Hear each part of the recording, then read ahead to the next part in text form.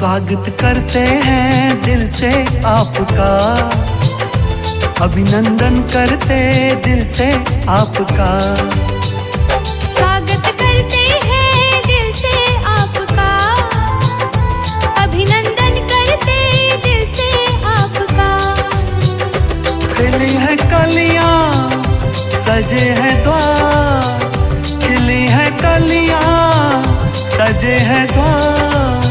आए हैं जिनका था इंतजार, स्वागत करते हैं दिल से आपका, अभिनंदन करते दिल से आपका। स्वागत करते हैं दिल से आपका, अभिनंदन करते दिल से आपका।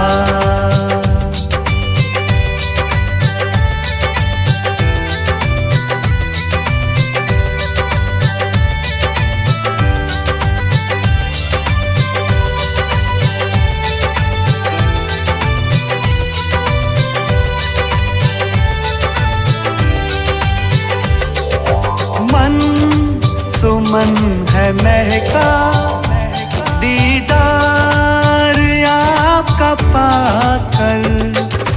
पूरे किए दिल के अरमां, स्वयं यहाँ पे आकर, स्वयं यहाँ पे आकर। आप आए धन्यवाद आपका, स्वागत करते हैं दिल से आपका।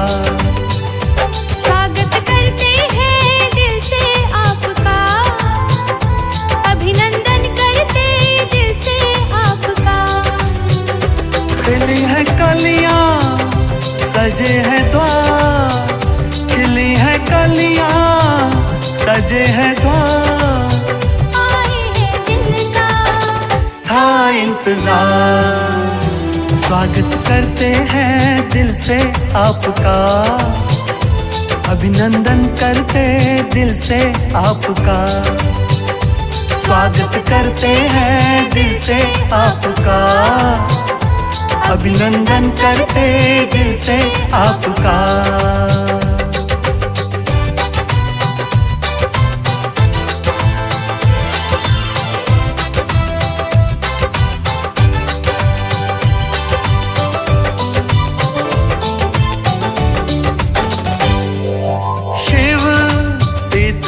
ने देखो उत्सव कैसा रचाया। ओम शांति। परमात्मा पिता की अति प्रिय संतान, मंच पर आसीन माउंट आबू से पधारे हमारे प्रभु रत्न आदरणीय वरिष्ठ भ्राता राजयोगी ब्रह्मा कुमार मोहन सिंगल भाई जी, जिनका हम तहे दिल से, दिल की गहराइयों से आज कोरबा काले हीरे की नगरी में स्वागत करते हैं, अभिनंदन करते हैं। तालियों की गड़गड़ाहट सूक्ष्म वतन, परम धाम और मधुबन सब जगह पहुंचनी चाहिए। और मैं तो कहूंगी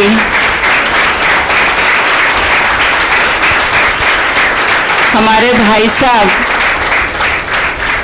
जो कि शारीरिक आयु से भले 80 साल के हैं, लेकिन मन की आयु से 16 साल के हैं। बहुत मायने रखता है इतने बड़े कैंपेन को लेकर के चलना, और इतनी शालीनता से, इतनी शांति से हम तो देख करके दंग रह गए हैं। आज भाई साहब के साथ हम जिला पंचायत में गए, जहां सारे अधिकारी लोग थे, वो भी दंग रह गए। बोले इतनी बड़ी उम्र में कौन कैंपेन करता है, और वो भी इतना बाई रोड चलना। और चेहरे पर कोई थकावट के चिन्ह नहीं। ऐसे हमारे परम आदरणीय भाई जी कोरबा में आए तो दिल में जो खुशी की लहरें उठ रही है जिसका हम बयान नहीं कर सकते। मैं तहे दिल से पुनः उनका अभिनंदन करती हूँ, स्वागत करती हूँ और स्वागत करती हूँ हमारी परम श्रद्धेय परम आदरणीय राजयोगिनी तपस्विनी आदरणीय रुक्मणी दीदी जी का, जिनके संकल्पों में इतनी पावर है जो आज तक हमने देखा कि भगवान भी उनका संकल्प नहीं काट सकता। ऐसी मां समान और गुरु समान, चूंकि आज गुरु पूर्णिमा है तो मैं उनको गुरु मां कहूंगी। तो हमारी आदरणीय दीदी का, गुरु मां का तहे दिल से, जो 56 साल से ईश्वरीय सेवा में समर्पित हैं, मैं दिल की गहराइयों से आप सबकी तरफ से गुरु पूर्णिमा के अवसर पर हार्दिक अभिनंदन करती हूँ, स्वागत करती हूँ, स्वागत करती हूँ। और स्वागत करती हूँ मैं हमारे आदरणीय नितिन भैया का, जो इतने उमंग उत्साह से भरपूर रहते हैं, जिनकी वाणी हमें प्रेरणा देती है। कुछ महीने से कहूँ या पिछले साल से हम लोग एक साथ कई कार्यक्रम कर चुके हैं और आप दीदियों के साथ पूरा दिल से सहयोग देते हुए इस ईश्वरीय कार्य में हमेशा सहयोगी बने हैं। तो मैं संस्था की तरफ से आपका भी दिल से अभिनंदन करती हूँ, स्वागत करती हूँ और स्वागत करती हूँ हमारे आदरणीय भ्राता योगेश जैन जी का। आप किसी भी रूप में रहें, चाहे पार्षद के रूप में, चाहे किसी संस्था के अध्यक्ष के रूप में, चाहे मेरे एक भाई के रूप में, जब जब आपको पुकारा है तब तब आपने अपना सहयोग दिया है, हमेशा आप उपस्थित हुए हैं। आपने कभी भी आज तक कई सालों में हमने देखा, कभी भी आपने ना नहीं किया है। चाहे एक छोटा सा फोन करते हैं, ना कोई लेटर की जरूरत, ना कोई इनविटेशन कार्ड की जरूरत, एक फोन जाता है, हाँ दीदी मैं जरूर आऊंगा। आपकी नम्रता हमें प्रेरित करती है। तहे दिल से शुभकामनाओं सहित आपका अभिनंदन है कि आगे भी ऐसे ही हाँ जी करते रहें। और मैं अभिनंदन करती हूँ हमारे प्यारे दिव्यता रूहानियत से भरपूर हमारे ओंकार भाई जी का। आप भी मधुबन की पावन भूमि से पधारे हैं। अभी कुछ आधे घंटे पहले परम आदरणीय मंच और सभा में उपस्थित हमारे भाई बहनें, सबसे पहले तो मैं ये कहना चाहूँगी कि ये कैंपेन कोई मैं लेके नहीं जा रही हूँ। आपको ये पता हो कि इस कैंपेन में सबसे छोटी मैं ही हूँ। ये तो हमारे बड़ों का प्यार है, हमारे बड़ों का स्नेह है, जो छोटों को थोड़ा आगे रखते हैं। तो मुझे तो थोड़ा ये सुन के बड़ा वो लगता है कि हमारे आदरणीय मोहन भाई साहब, हमारी आदरणीय आशा दीदी जी, दीदियाँ जो यहाँ सब हैं, बड़े बड़े भाई हैं, तो उन्होंने ये थोड़ी सी जिम्मेवारी जो उनको दी है कि ये करने की, ये तो इनका बड़प्पन है, तो मैं कोई लेके नहीं आ रही हूँ बाबा। इन लोगों ने सब तैयारी की है, सारा चीज जो करने वाले हैं वो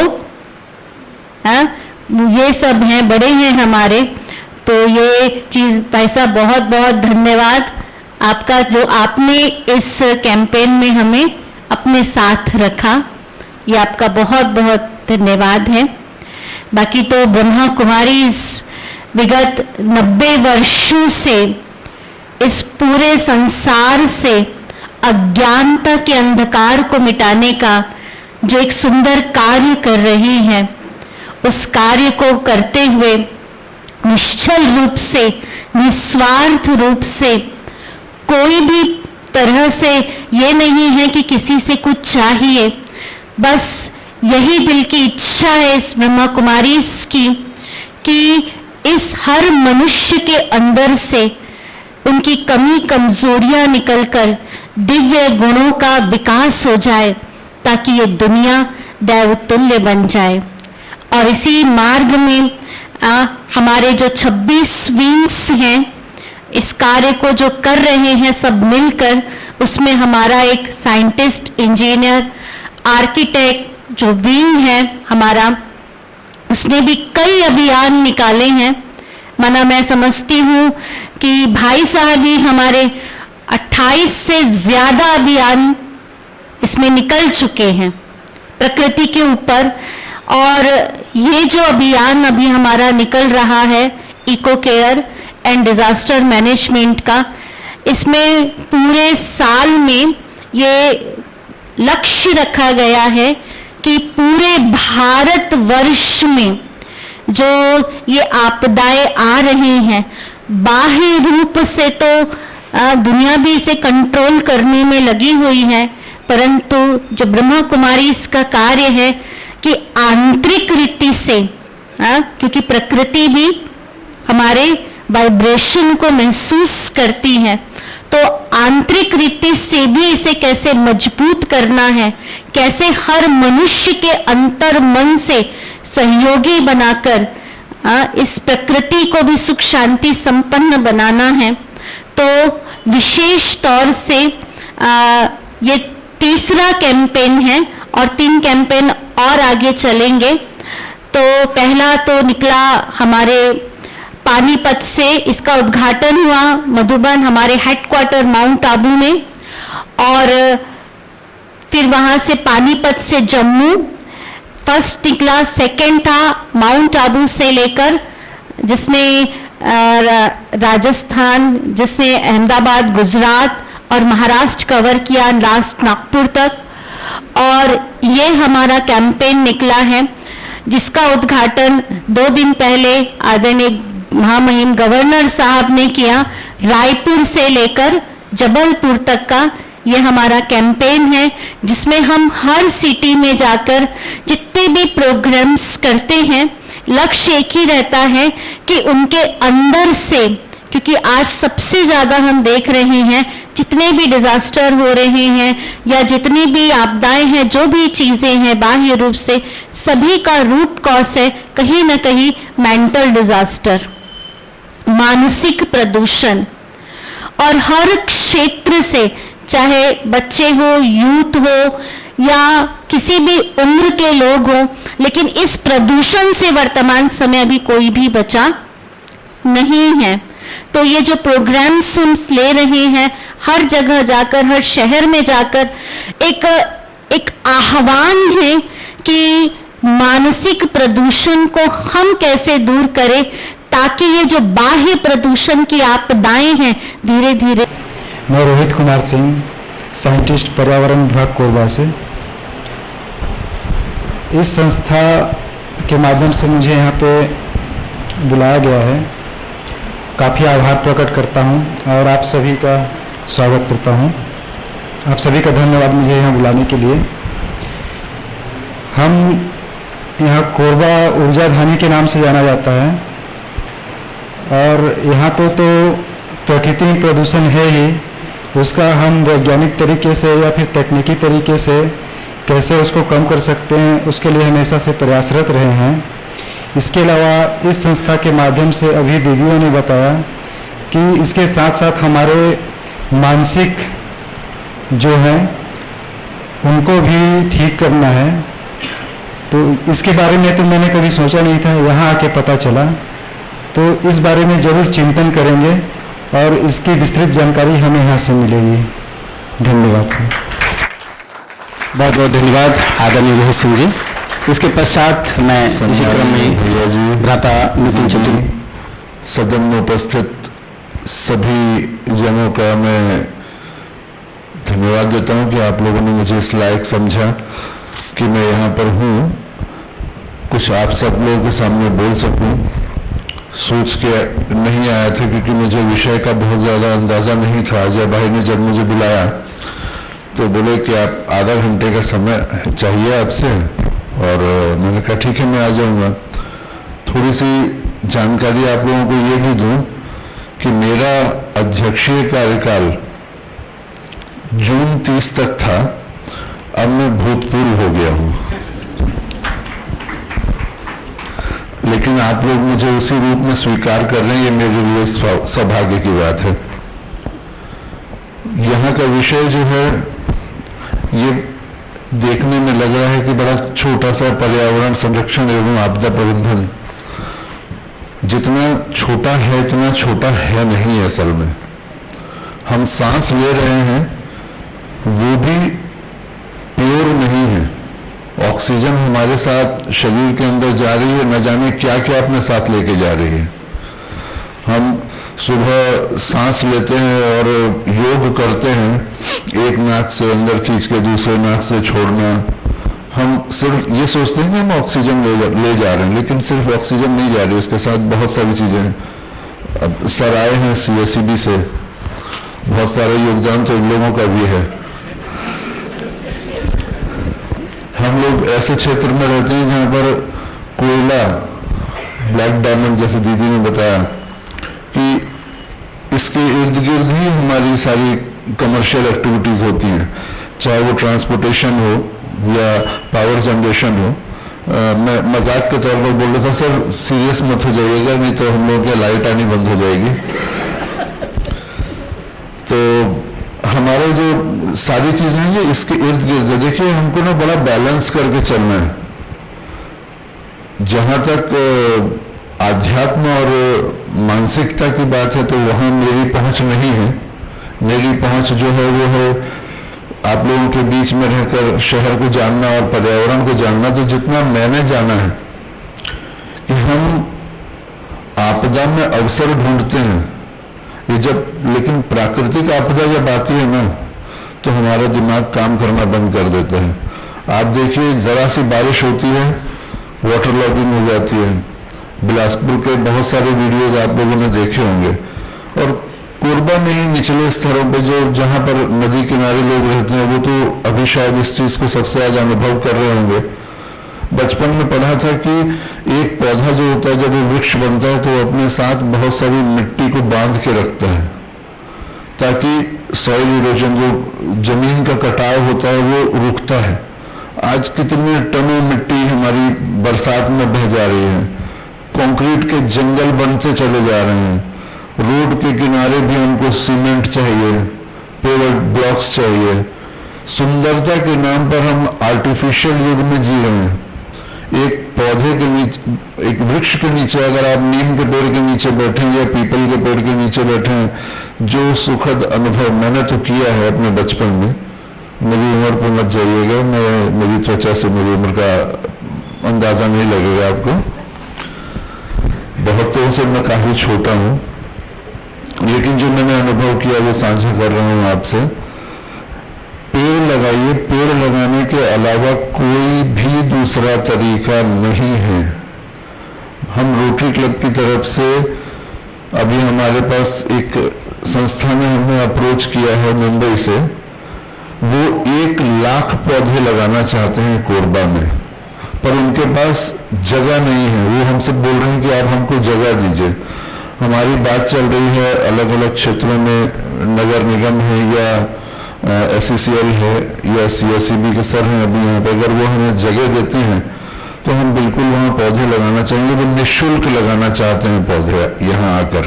तो कोई मुंबई की संस्था अगर यहाँ आकर के लगाना चाह रही है तो ये हमारे लिए बहुत अच्छी बात है कि, और उनको उनकी जो पौधे लगाएगी उनकी देखभाल भी वो खुद करेगी। तो वो हमसे चाह क्या रहे हैं, सिर्फ जगह चाह रहे हैं और थोड़ा सा हमारा समय चाहिए।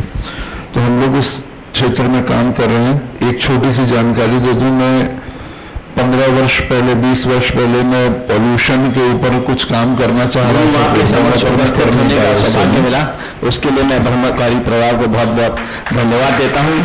और आज का यह जो कार्यक्रम है, इंजीनियर, साइंटिस्ट और साइंटिस्ट, इंजीनियर, आर्किटेक्ट,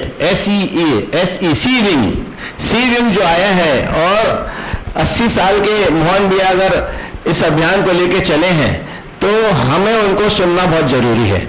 और आज का जो ये डिजास्टर मैनेजमेंट का प्रोग्राम जो है, वह आप देखेंगे कि प्राकृतिक आपदा जो आती है उसमें हमको भी क्या करना है, धैर्य, शांति, उस चीज के बारे में अभी हम जानकारी प्राप्त होगी। तो मैं अपनी बात को ज्यादा ना खींचते हुए अभी हमें सुनना और उनकी जानकारी लेना ही हमारा लक्ष्य है। तो मैं इतना ही कह के अपनी वाणी को विराम दूंगा कि आप सभी भी ध्यान से सुनेंगे, क्योंकि ज्ञान की बातें देने वाले आए हैं। और 80 साल के अगर मोहन भैया, आशा दीदी और तारिका दीदी आई हैं तो इस अभियान को सुनना और उनके अनुसरण करना हमारे लिए बहुत जरूरी है। जैसा नितिन भैया ने बताया कि पर्यावरण के लिए पेड़ लगाना जरूरी है, जल संरक्षण करना जरूरी है, वह सब तो हम सुनते ही आए हैं। अब जो आध्यात्म और विज्ञान का संयुक्त प्रयास एक जो सी विंग्स द्वारा किया जा रहा है, उसका हमें सुनना बहुत जरूरी है। इसलिए मैं अपनी बात को यही विराम देता हूँ। ओम शांति। बहुत बहुत धन्यवाद। सबसे पहले तो मैं आदरणीय रुक्मणी दीदी को और उनकी पूरी टीम को, बिंदु दीदी और पूरे भाई जो इस संस्था से जुड़े हुए हैं, उनको मैं बहुत बहुत धन्यवाद देता हूं, जिनके आमंत्रण पे मैं यहाँ पे पहुँच पाया। मुझको यहाँ पे इतना इम्पोर्टेंट जो विषय है उस पर बातें सुनने के लिए मुझे अवसर मिला है, उसके लिए मैं बहुत बहुत धन्यवाद। आदरणीय हमारे एक्स लायंस क्लब के चेयरमैन, रोटरी क्लब के, सॉरी, चतुर्वेदी जी, बहुत अच्छी बातें बताए हैं। और वो बोले मैं विद्युत कंपनी से जुड़ा हुआ हूँ, उत्पादन के क्षेत्र में ही काम कर रहा हूँ। हालांकि भाई ने अभी कहा था मैं डीएसपीएम के मुख्य अभियंता या एग्जीक्यूटिव डायरेक्टर हूँ, मैं वहाँ से बदल करके मैं मड़वा गया था। मड़वा से वापस मैं ट्रेनिंग सेंटर कोरबा में पदस्थ हो गया हूँ अभी आज के डेट में, और डीएसपीएम मेरे हाथ में, मेरे प्रभार में नहीं है। ये सच है कि कोरबा के जो जितने प्रदूषण के जो कारण हैं, हम जैसे विद्युत उत्पादन में लगे हुए लोग हैं, लगभग 50% से ज़्यादा प्रदूषण यहाँ पे इतने सारे जो पावर जनरेशन जैसे पावर प्लांट्स हैं, जैसे एनटीपीसी का प्लांट है, सीएसईबी का प्लांट है, बाल्को का है, यहाँ पे लेंको आज अडानी हो गया है। ये ऐसे बहुत सारे प्लांट्स हैं जिनकी वजह से यहाँ पे प्रदूषण वाकई में दूसरे शहरों की तुलना में अधिक है। लेकिन ये जब से 1972 में यूनाइटेड नेशंस कॉन्फ्रेंस एक हुआ था स्टॉकहोम में, वहाँ पे संकल्प लिया गया था कि बढ़ते प्रदूषण के प्रभाव से मानव जीवन कैसे प्रभावित हो रहा है। और इसलिए उन्होंने हर देश के जो सरकारें हैं उनसे अपील की थी कि अपने अपने इस जगह में, अपने अपने देशों में, कि पॉल्यूशन को कैसे मेंटेन करें जिससे जीवन प्रभावित ना हो, मानव जीवन और प्लस जीव जंतु जितने हैं वो प्रभावित ना हो। और उसके कारण 1986 में 19 नवंबर 1986 में भारत सरकार ने एक इन्वायरमेंट प्रोटेक्शन एक्ट चालू किया था। और उसमें ये सरकार से अपेक्षा थी कि जो प्रदूषण हो रहा है उसको नियंत्रण करने के लिए नियम बनाए, कानून बनाए, एक्ट में प्रावधान करे। और स्टैंडर्ड हमारे आरओ साहब ज़्यादा बता पाते हैं इसके लिए, खैर मैं भी बता सकता हूँ। जैसे वायु प्रदूषण और जल प्रदूषण जो खास करके जो इंडस्ट्रीज के कारण से होता है, इसका क्या लिमिट है, और इस लिमिट का हम पालन नहीं करते हैं, उसका हम अचीव नहीं करते हैं, उस स्टैंडर्ड का पालन नहीं हो पाता है, तो यहाँ तक कि सरकार ने सजा का भी प्रावधान किया हुआ है, जो 1 लाख रुपए का जुर्माना और 5 साल की सजा भी हो सकती है प्रबंधन के को। ये इतना सख्त मतलब प्रावधान है।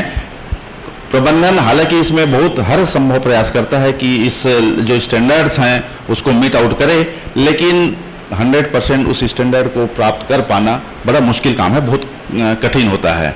जैसे हम बताएं, यहाँ पे पावर नंबर 2 था जिसको हम 200 मेगावाट पावर प्लांट के नाम से जानते थे, आज वो बंद हो चुकी है। जब इसकी स्थापना हुई थी तो उस समय वायु प्रदूषण या जल प्रदूषण को कंट्रोल करने के लिए कोई स्टैंडर्ड नहीं था। 55 साल पहले, 60 साल के पहले की स्थिति में कोई स्टैंडर्ड नहीं था। लेकिन जैसे जैसे ये बढ़ा, समय आया और प्रदूषण का प्रभाव हमारे लिए मतलब निगेटिव डायरेक्शन में बढ़ा, हमारे लिए प्रतिकूल प्रभाव करने लग गया, तो स्टैंडर्ड्स बनना शुरू हुए। आज के डेट में जो 500 और उससे ऊपर के जो मेगावाट के जो पावर प्लांट हैं, उसके लिए इतना कम प्रदूषण का लिमिट रखा गया है जिससे मतलब मान सकते हैं कि नहीं के बराबर होगा। लेकिन होगा तो तब भी मान लो 30 मिलीग्राम पर न्यूटन मीटर क्यूब का एक स्टैंडर्ड है जो आज के डेट में बड़े नए प्लांट्स के लिए है। पॉल्यूशन का लेवल जो है उसमें होना एसपीएम लेवल जो है, लेकिन है तो ना 30 तो है, वो जीरो तो नहीं हुआ है, लेकिन उसका प्रभाव बहुत कम होगा, ये है। और अभी साहब ने बता रहे थे कि अभी कार्बन मोनोऑक्साइड और उसमें एक गैस और होती है जो सल्फर डाइऑक्साइड होता है। सल्फर डाइऑक्साइड भी जैसे पानी बरसात का भी सीजन है और सल्फर डाइऑक्साइड अगर हमारे प्लांट के चिमनी से निकलता है तो पानी के साथ में मिल करके सल्फ्यूरिक एसिड बना लेता है, और जो बहुत ही नुकसानदायक होता है किसी भी जीव जंतु के लिए, केवल जीव जंतु के लिए नहीं बल्कि वो लोहे के ऊपर भी अगर गिरता है तो कोरोजन और इरोजन होकर के उसके ऊपर भी प्रभाव करता है, मटेरियल्स को भी नुकसान पहुंचाता है, जमीन को भी नुकसान पहुंचाता है, हमारी मिट्टी को नुकसान पहुंचाता है। तो इस प्रकार से देखा जाए तो हर चीज़ों को प्रभावित करता है प्रदूषण जो है। हालांकि इसमें सरकार लगातार प्रयास कर रही है और प्रबंधन भी अपने अपने स्तर पे इसमें कोई कोताही नहीं करना चाहता, लेकिन फिर भी कहीं न कहीं पे लैप्सेस तो होते हैं, वो है। दूसरी चीज़ मैं बोलूँ कि गवर्नमेंट ने जो एक्ट बनाया, ओम शांति, ओम शांति।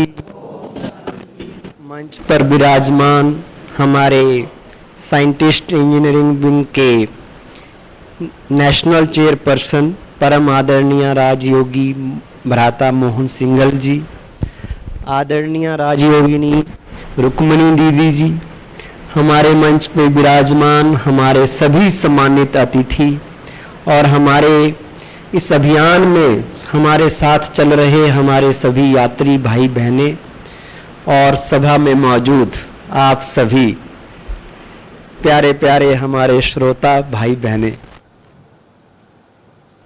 बहुत ही सुंदर विषय के ऊपर ये अभियान लेके हम चल रहे हैं। किसी ने बड़ी सुंदर बात कही कि बुरा वक्त तो सबका आता है, जिसे आप आपदा कह सकते हैं, आफत कह सकते हैं, मुसीबत कह सकते हैं, बला कह सकते हैं। बुरा वक्त तो सबका आता है, कोई बिखर जाता है तो कोई निखर जाता है। आपदा भी अवसर बन सकती है अगर हमारा दृष्टिकोण सही हो, अगर हमारा मन मजबूत हो, अगर हमारा मानसिक संतुलन बना रहे आपदा के टाइम पर, वही आपदा हमें आगे बढ़ाने का साधन बन सकती है। उस आपदा से सीखकर हम बहुत आगे भी निकल सकते हैं। तो इसलिए जब भी दुनिया में कोई मुसीबत आती है, केवल उसका भौतिक रूप से निवारण नहीं हो सकता, एक मिसिंग डायमेंशन है, चाहे वो डिजास्टर का केस हो, चाहे एनवायरमेंट प्रोटेक्शन इको केयर की बात हो, और वो मिसिंग डायमेंशन है आध्यात्मिकता। ब्रह्मा कुमारी ये विश्वास रखती है कि जब तक व्यक्ति अपने भारत की प्राचीन संस्कृति से नहीं जुड़ेगा, आध्यात्म को अपने अंदर आत्मसात नहीं करेगा, राजयोग मेडिटेशन का जब तक वो अभ्यास नहीं करेगा, तब तक वो अपनी भूमिका ना तो पर्यावरण बचाने में सही ढंग से निभा पाएगा और ना ही आपदाओं का प्रबंधन सही रूप से कर पाएगा। जितने भी बाहर के पॉल्यूशन हैं, वो कोई साइंटिफिक प्रॉब्लम नहीं है, ये कोई फिजिकल क्राइसिस नहीं है, ना कोई वो पॉलिटिकल क्राइसिस है, ये क्राइसिस ह्यूमन कॉन्शियसनेस का है, ये मानव चेतना का चुनौती है। आज आदमी का मन ही गंदा हो गया है, मन ही प्रदूषित है, और जब तक मन सही नहीं होगा तब तक दुनिया सही होने वाली नहीं है। पर्यावरण सही होने वाला नहीं है। हमारे मन का प्रभाव, मन के द्वारा जो हम सोचते हैं उसके वाइब्रेशंस नेचर में जाते हैं, नेचर उसको ऑब्जर्व करती है और वैसे ही नेचर भी बिहेव करती है। आज हमने नेचर को तंग किया, नेचर हमें तंग करने लग गई। तो mental pollution is the root, physical pollution is the outcome, ये हमारा मानना है। और मेंटल पॉल्यूशन का मतलब है कि जो मन में नेगेटिविटी है, जिस मन में लालसा है, लालच है, वही तो नेचुरल रिसोर्सेज की एक्सप्लॉइटेशन करता है, वो जरूरत से ज्यादा चीजों का मिसयूज करता है। जो मन नेगेटिव है वही गड़बड़ कर रहा है। जिस मन में गुस्सा है वही दुनिया में कन्फ्लिक्ट का कारण है। जिस मन में डर है वही इनसिक्योरिटी का कारण बनता है। और जिस मन में शांति है, प्रेम है, सद्भावना है, संतुष्टता है, वो दुनिया भी अच्छी बनाता है। वो एक बैलेंस्ड वर्ल्ड का निर्माण करता है। और मन को सही करने का तरीका प्यारे भाइयों और बहनों एक ही है, वो है अपने आप को अध्यात्म से जोड़ना, उस सुप्रीम पावर परमात्मा से जोड़ना। क्योंकि आपदा के टाइम पे हम घबरा जाते हैं, डर जाते हैं, अब क्या होगा, क्या करें। अगर हमारा कनेक्शन उस वक्त परमात्मा से थोड़ा भी जुड़ा होगा तो हमें राइट टाइम पे राइट सिग्नल कैच करेंगे भगवान का, और राइट फैसला लेके बहुत सी लोगों को या अपने को बचा सकते हैं। तो उस वक्त हमारा मन शांत भी रहे, परमात्मा से भी जुड़ा रहे। तो उसका तरीका है कि वो उस वक्त करने से नहीं होगा जब आपदा आ जाएगी, उसका अभ्यास अभी से करना पड़ेगा। मन चंगा तो कटौती पे गंगा, मन जीते जगत जीत हम कहते आए, लेकिन उसका सही रास्ता केवल और केवल ब्रह्मा कुमारीज में जो ज्ञान दिया जा रहा है उसके आधार पर हम ला सकते हैं। हमारे मन पे इतनी मास्टरी हो जाए, इतना मन हमारे कंट्रोल पे आ जाए कि मन को जहां लगाना चाहे वहां लगा सके। आज लोग कहते हैं भी सोफा सेट है घर में, डाइनिंग सेट है, टीवी सेट है, पर माइंड अपसेट है। हम कहते हैं माइंड सेट कर लो, लाइफ सेट हो जाएगी। माइंड सेट कर लो, एनवायरमेंट भी सेट हो जाएगा। जो एनवायरमेंटल इम्बैलेंस पैदा हुआ है वो भी ठीक हो जाएगा। केवल मन सही करना है और उसके ऊपर कोई काम नहीं कर रहा। जितनी भी चीजें हैं वो रिलीफ वर्क पे रिलेटेड हैं, रिकवरी की चीजें हैं कि ये हो जाए तो ये करना है। थोड़ी बहुत फिजिकल प्रिपेयर्डनेस भी रहती है डिजास्टर से पहले, पर mental preparedness is more important than physical preparedness. कि मन में जो एक शौक लगता है आदमी को, जब लगता है कि मेरी प्रॉपर्टी गई, मेरा मकान ढह गया बारिश में, होता है ना, बादल फट गया, नेचुरल डिजास्टर हो गए, या कोई और लॉस ऑफ प्रॉपर्टी हो, लॉस ऑफ लाइफ हो, अपने सारे चले जाएं, उस वक्त भी हम स्टेबल रह सके। Stable under all circumstances. कुछ भी हो जाए, धरती फट जाए, आसमान गिर जाए, पर मेरे मन की स्थिति हिलनी नहीं चाहिए। वो मन की मजबूती मिलती है राजयोग मेडिटेशन से। अगर हम उसका अभ्यास करें तो हमारा जीवन निखर भी जाएगा, खिल भी जाएगा, और आपदा में भी हम मुस्कुरा सकेंगे। Thank you very much. ओम शांति। बहुत बहुत धन्यवाद। ओम शांति। नमस्कार। मंच पर बैठे हमारे सम्मानित वक्तागण तथा सभा में उपस्थित आप सभी बहनों और भाइयों, अभी कुछ समय पहले बात हो रही थी बैलेंस की। मैं भी देख रहा था, वास्तव में बैलेंस एक ऐसी चीज है जिस पर बहुत कुछ निर्भर करता है। हमारा शरीर भी दोनों टांगों पर बैलेंस्ड है। अगर एक टांग को कुछ हो जाए, चोट लग जाए अथवा कोई समस्या आ जाए तो बैलेंस बिगड़ जाता है और फिर हम वो उपलब्धि हासिल नहीं कर पाते जो हम चाहते हैं। तो ये बैलेंस वास्तव में जीवन में हमें हर क्षेत्र में सफलता दिलाता है।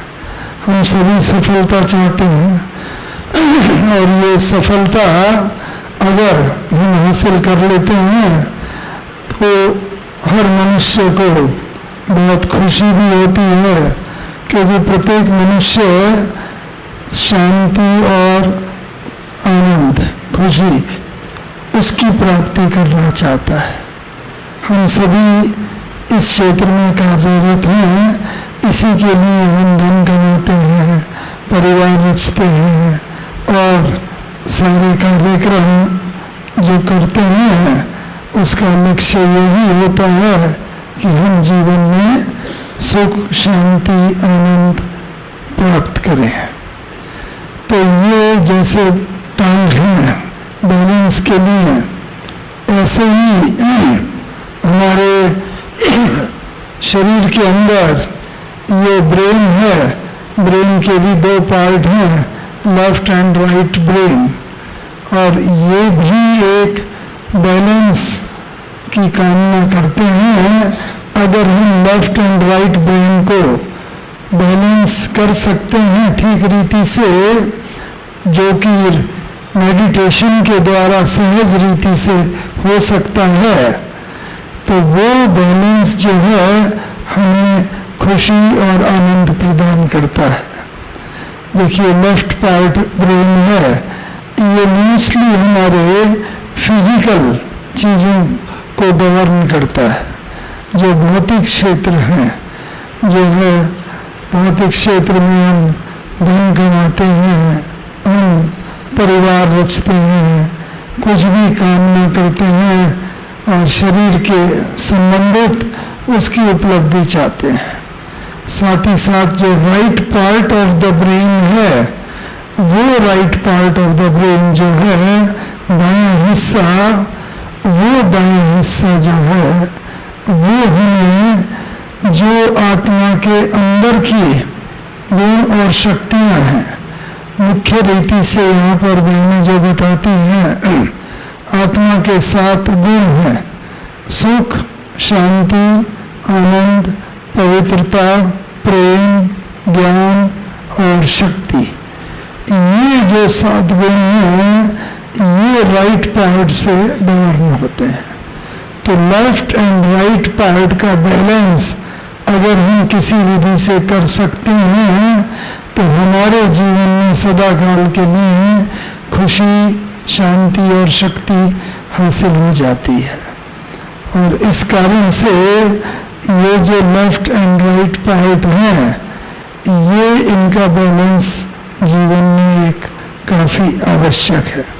We all are left oriented, क्योंकि लेफ्ट का जैसे बताया, हम लोग जो भी भौतिक चीज़ें हैं, भौतिक चीज़ें सब गवर्न होती हैं लेफ्ट पार्ट ऑफ ब्रेन से, राइट पार्ट से आध्यात्मिक शक्तियाँ वो गवर्न होती हैं।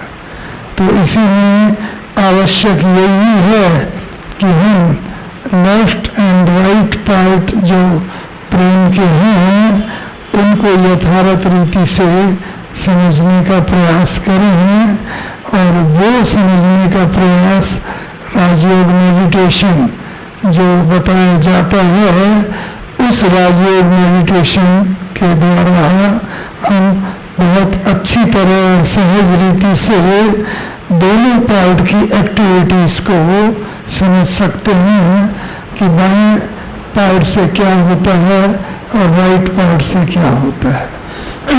और इस रीति से जब ये दोनों पार्ट होते हैं, गीता में भी वास्तव में यही दोनों पार्ट का बैलेंस बताने का प्रयास किया गया है।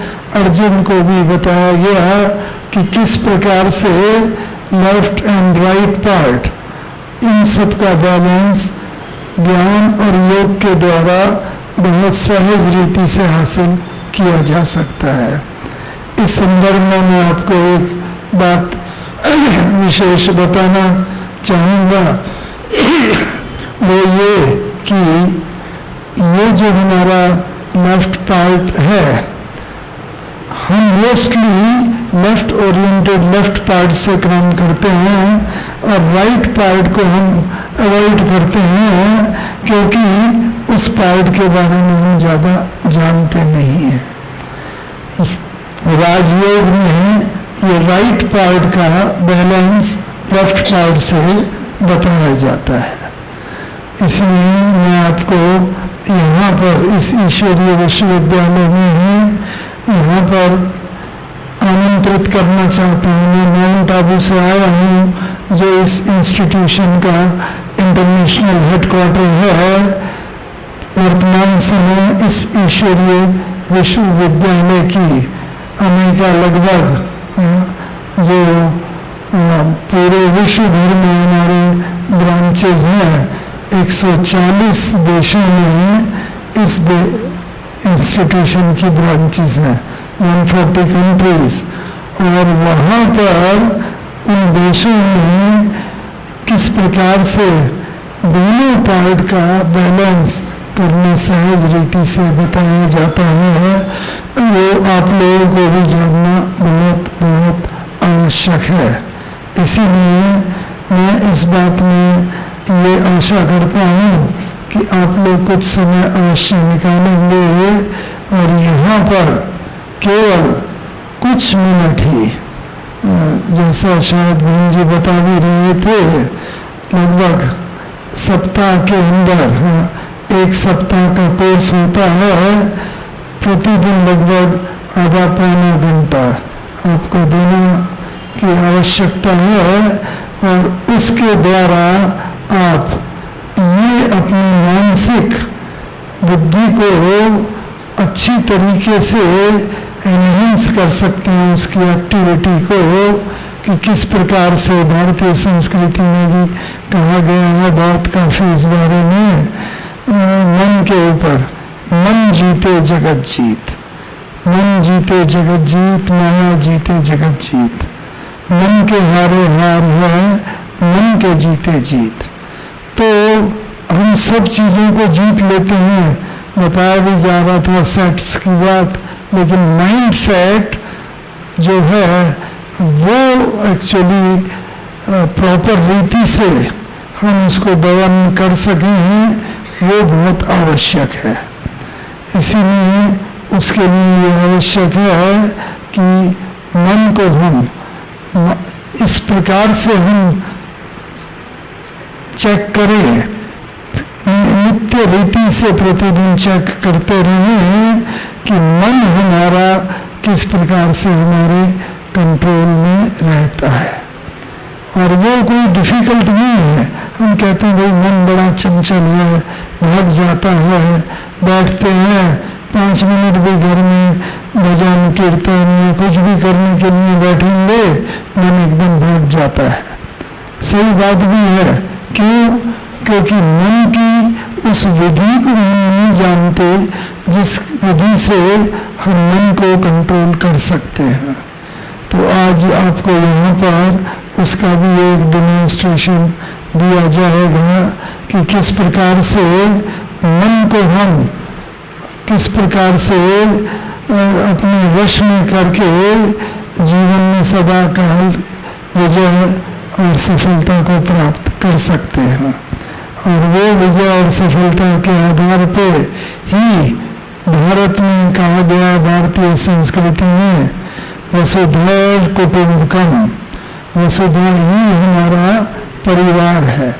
वास्तव में कोई वसुधा का मतलब यही नहीं कि मनुष्य मात्र, हिंदू मुस्लिम सिख ईसाई बौद्ध जैन नहीं, बल्कि प्रत्येक वस्तु सबसे पहला जब जैसे बच्चा छोटा होता है, माँ की छाती से ही लगा रहता है, वहीं से उसे दूध मिलता है और उसकी पालना होती है। ऐसे ही धरती माता के साथ जो पेड़ पौधे लगे रहते हैं वो जैसे हमारे परिवार के सबसे छोटे सदस्य हैं जो पेड़ पौधे, क्योंकि जीवन पर्यंत वो धरती माता के साथ लगे रहते हैं। उसके बाद जब और बड़े होते हैं, बच्चा बड़ा होता है, तो बच्चा थोड़ा पेट के बल चलना खिसकना सीखता है। ऐसे ही दूसरे केचुए, सांप आदि प्राणी हैं जो पूरे संपूर्ण शरीर के साथ खिसकते हैं।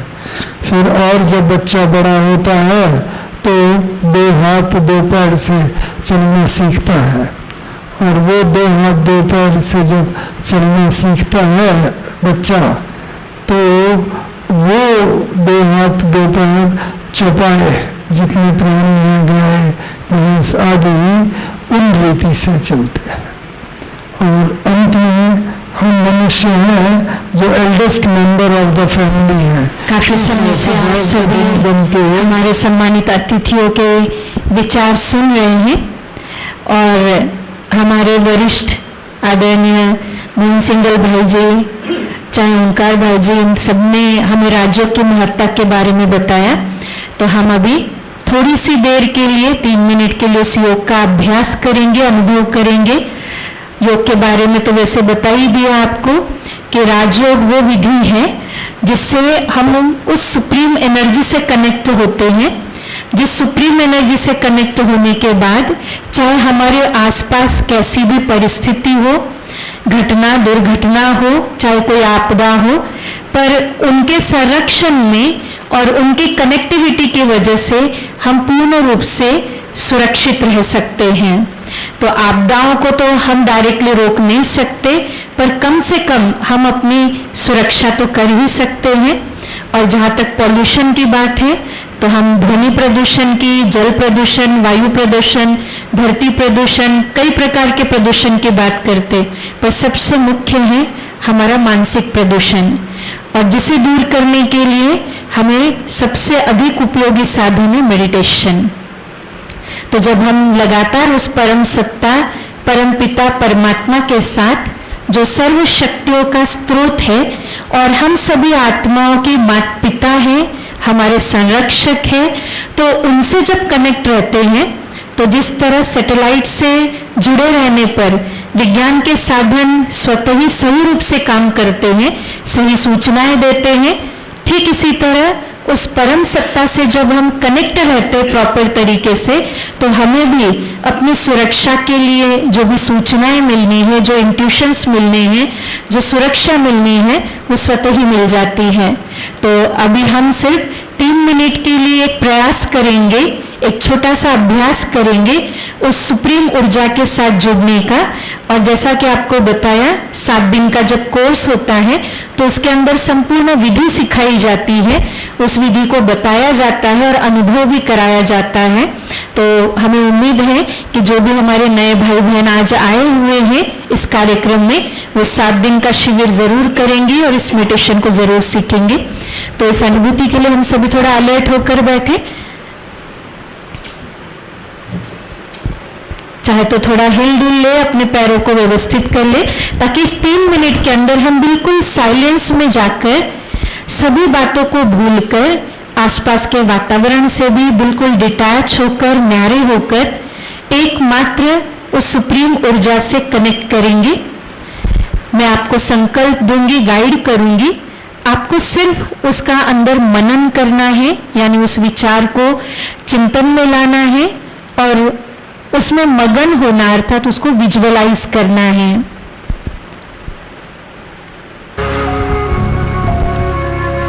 पूरी एकाग्रता के साथ अपने कर्मेंद्रियों को भी शांत और स्थिर कर लेंगे और अपने मन और बुद्धि को भी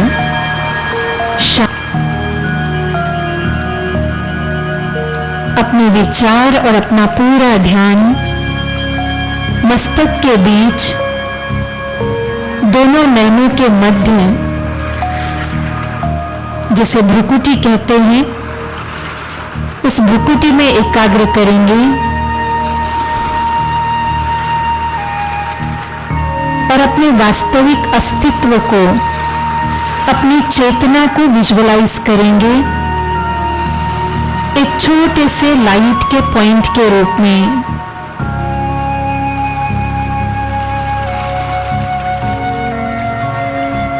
पंच तत्वों से निर्मित मेरी ये काया, मेरा ये देह,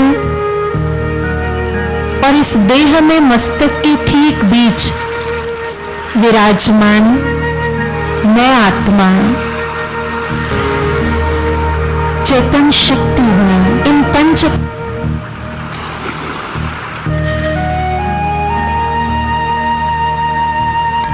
यह भौतिक देह मात्र मेरे एक वस्त्र के समान है,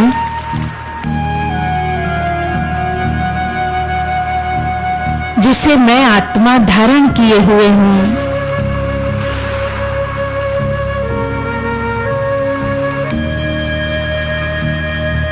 ये पंच तत्वों की काया, मेरा देह रूपी वस्त्र, भौतिक तत्वों का निर्मित अलग है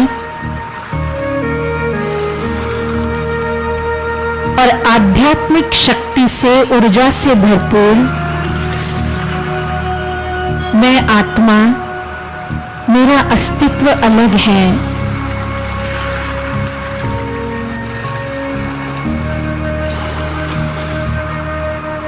भले ही पंच तत्वों की काया को मैं नियंत्रित कर रही हूं, पर मैं आत्मा पंच तत्वों के प्रभाव से परे हूं। ओम शांति, ओम शांति, ओम शांति। आज हम सबका कितना बड़ा भाग्य है जो गुरु पूर्णिमा भी है और हमारे पास हमारे सतगुरु बाबा का माउंट आबू से उसके बच्चे गुरु भाई भी आए हैं। तो ऐसी आत्माओं को हम पाकर के इनके कुछ घंटों संग रह करके मन का प्रदूषण कितना दूर हो गया होगा। आज जो चीज हमारे हाथ में है और जो हम कर सकते हैं, उसको ही अगर हम अपने जीवन में अपना लें तो विश्व में बहुत कुछ प्रदूषण दूर हो सकता है। चलो हम फैक्ट्रियों को बंद नहीं कर सकते, धुआं बंद नहीं कर सकते, जो हमारे अपनी निजी हरेक के अंदर फैक्ट्री है और इस फैक्ट्री के अंदर से जो नेगेटिव धुआं हमारे अंदर से निकल रहा है उसको हम कंट्रोल कर सकते हैं। और वो कंट्रोल करने की पावर एक परमात्मा निराकार शिव जो 90 वर्षों से इस धरा पर आकर वो कार्य कर रहे हैं और अपने बच्चों से भी करवा रहे हैं।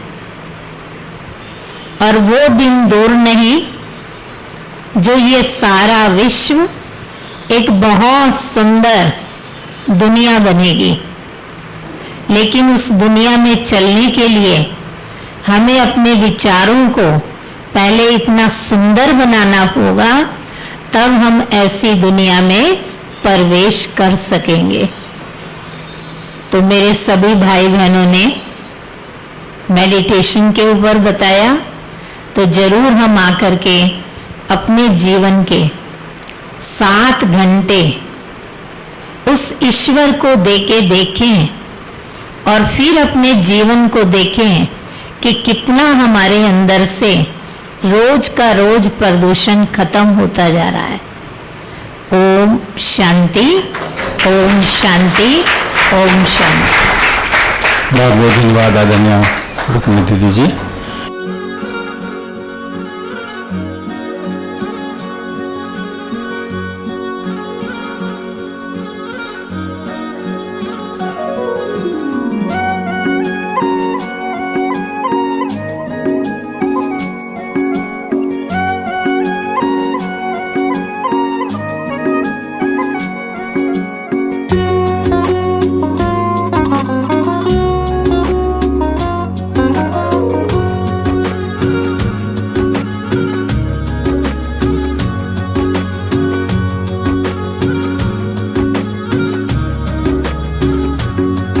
प्रभु कितनी सुंदर रचना तेरी,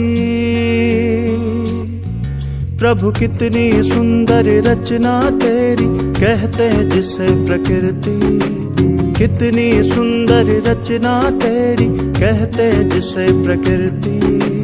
मन भावन है नीर गगन, अगन पवन और धरती। प्रभु कितनी सुंदर रचना तेरी, कहते हैं जिसे प्रकृति। मन भावन है नीर गगन, अगन पवन और धरती। प्रभु कितनी सुंदर रचना तेरी।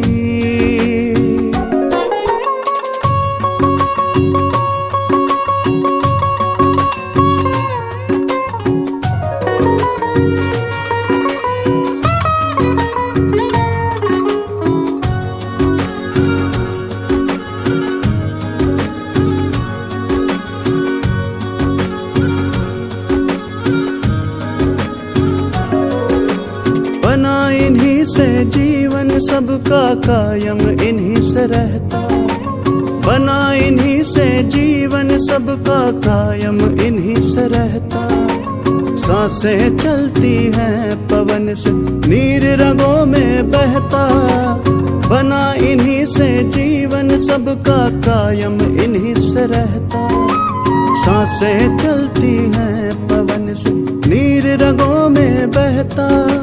खूबसूरती इन सब की आंखों में सदा उतरती। खूबसूरती इन सब की आंखों में सदा उतरती। मन भावन है नीर गगन, अगन पवन और धरती। प्रभु कितनी सुंदर रचना तेरी।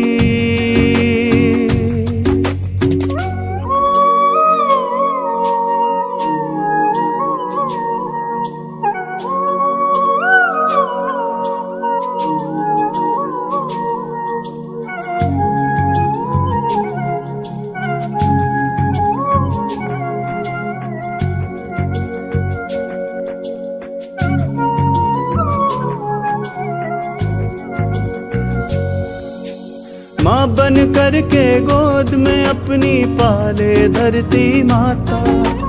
माँ बन करके गोद में अपनी पाले धरती माता। बन कर पिता अम्बर भी बाहों में सबको समाता। माँ बन करके गोद में अपनी पाले धरती माता। बन कर पिता अम्बर भी बाहों में सबको समाता। सूरज की किरणों से है ऊर्जा सभी में भरती। सूरज की किरणों से है ऊर्जा सभी में भरती। मन भावन है नीर गगन, अगन पवन और धरती। प्रभु कितनी सुंदर रचना तेरी, कहते हैं जिसे प्रकृति। कितनी सुंदर रचना तेरी, कहते हैं जिसे प्रकृति। मन भावन है नीर गगन, अगन पवन और धरती। प्रभु कितनी सुंदर रचना तेरी।